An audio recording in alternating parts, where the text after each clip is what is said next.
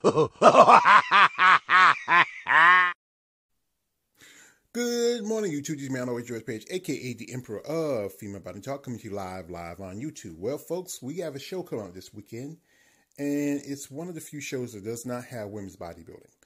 I would do a critique of the show, but like I said again, I won't critique the show because, like I said again, I support women's bodybuilding, and this show doesn't have it, but it does have physique and figure.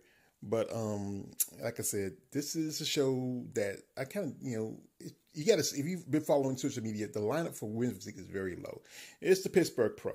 It's been around for quite some time. I would consider it's almost like a top tier show, and like I said again, it's one of the few shows that don't have women's bodybuilding, but it does have women's physique. That's why I'm doing it, because I support women's physique. It also has figure too. But generally, I'm not going to watch the pay-per-view. Like I said, this is just me. I support shows that support women's bodybuilding, so I don't support shows that don't. So, but I will talk about the show because I'm a content maker. So anyway, it's going to be coming Friday. It's going to be a 2-day show from Friday to Saturday. And it's also a Pro-Am show. And the show is promoted by Jim Manion. Jim Manion is the president of the IPB. So, this is one of his shows. And it's in his backyard of Pittsburgh. So we saw the list for women's physique. I mean, wow. This is not since Vancouver we had such a low showing for women's physique. And last year this show was stacked because, the former women's physique champion, Olympia physique champion, the Chad Quaid, has shown at least twice. And the Chad's not on the list this year. I'm not surprised. What's going on? There's talk that some competitors are more focused on shows later in the year. It's still early for the season. It's just May. And also, with the point system's gone, I think there's not much incentive for people to compete knowing that they don't get points to go to the next show. So I think, it's just so much to this. But like I said, I'm outside. I'm just getting information what people are telling me. So, a couple ladies look like this is going to be their pro debut. And one lady just competed at a show about a week ago, St. Louis Pro. First we have here is one Miss Samantha Emery. Samantha, this is going to be her debut. She earned a pro card in 2022. She's from Canada. I don't know how much information on her. Like I said, just going to her pro debut. It's been a couple years since she turned pro, so we're going to see what she's going to bring to see how well she does at this show. Next up, we have Natalie Way-Wolf. Now, Natalie just did the St. Louis Pro about a few weeks ago. She looked impressive because she hadn't competed since 2022. She took second to Marika Jones, who won the show. I've been in contact with Mrs. Wolf, excuse me. She's married. Maybe I get the chance to have her on a show to interview, and I feel like this might be her Olympic qualification. I actually remember seeing her compete at Savannah back in 2022. That was the last time she competed. So we'll wait and see how she does. Next up, we have another lady, I believe, making their pro debut is one Miss Jolene Keith. I don't have much information about her. I believe she turned pro, last year or 2022. And this, I think, was at the Junior Nationals. So we'll see what she's going to bring. Now, I feel like some ladies who've done shows could have done this show. One lady who I've done content on, and I've seen her, she competed at St. Louis Pro. She took third to Marika. That is one Mrs. Virginia Mankin. I think she might feel like she may need more time to really get in better condition. She looks great, from what I'm seeing on social media. But sometimes some women feel like they need to fix a few things. She takes from the judges. She might, she's from Texas, so she might feel like she might just hold out and do maybe a show like a Texas Pro. But, maybe, that week at that time from St. Louis, maybe she brought her condition better. Maybe she could have got a little qualification in Pittsburgh. One lady who followed, and I've been in contact with before, is one Miss Brandy Jo Zerderback. If I got anything wrong, I apologize. Brandy Jo took fifth at the St. Louis Pro. She's from the Midwest. She's from the St. Louis area.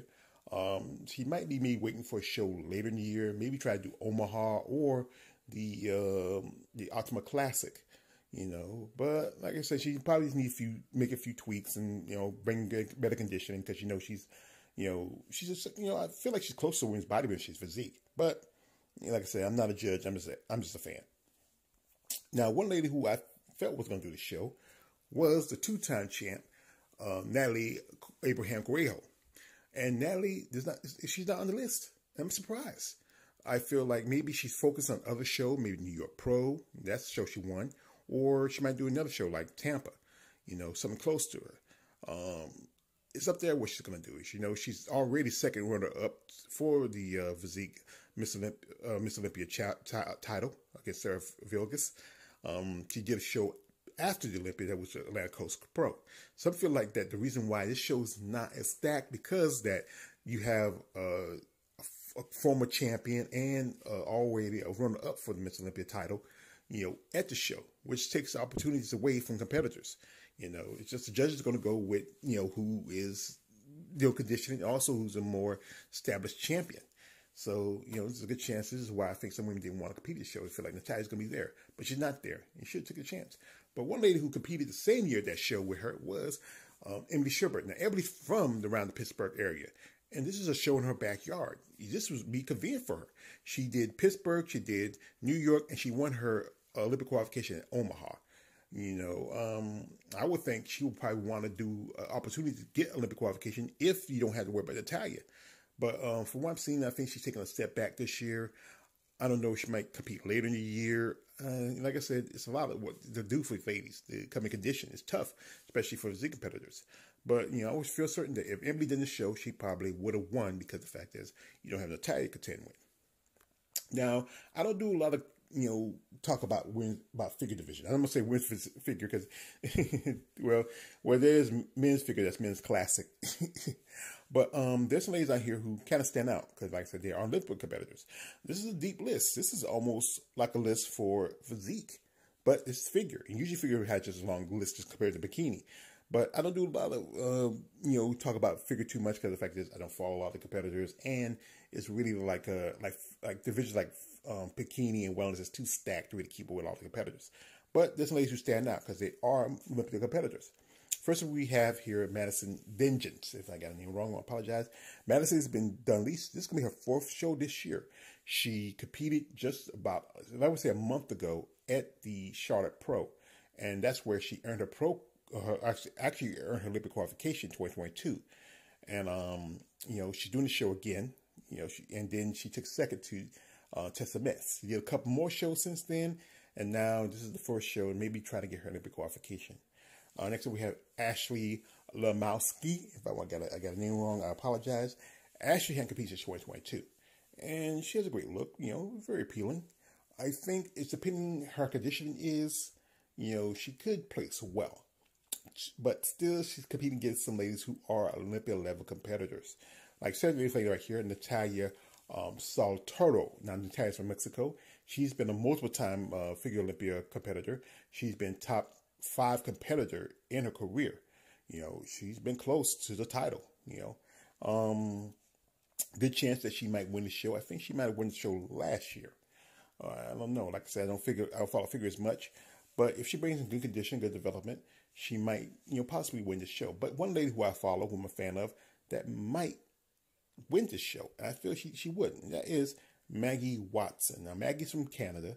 She just competed. She competed at the Triple O Dynasty a month ago. She took second to Winnie Fortino in figure, and then also win the Masters 40 plus class at the Triple O. If she brings in good conditioning, good shape, she could win the show. I feel like it might be a battle between Natalia and Maggie. Maybe Madison, but I feel like, truthfully, I have to go with Maggie and Natalia because they are multiple-time Olympic competitors.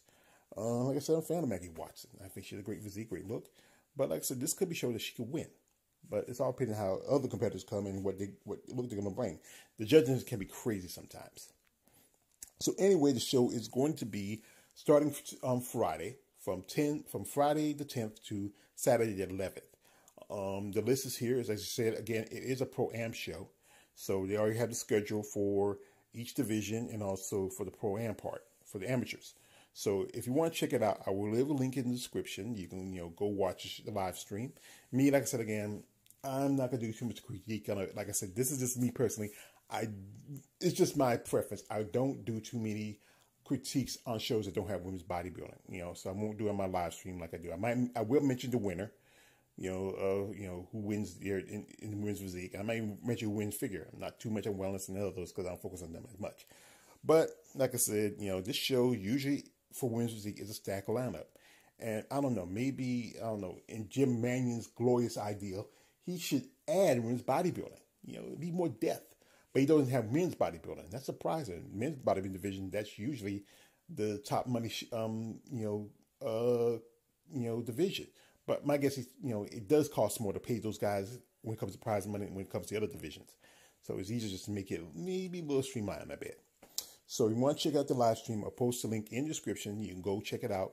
Like I said, it's going to start on Friday and it's going to continue on Saturday. Anyway, this is Man Always Yours page, aka the Emperor of Female Body Talk. Don't like, subscribe. I'm out.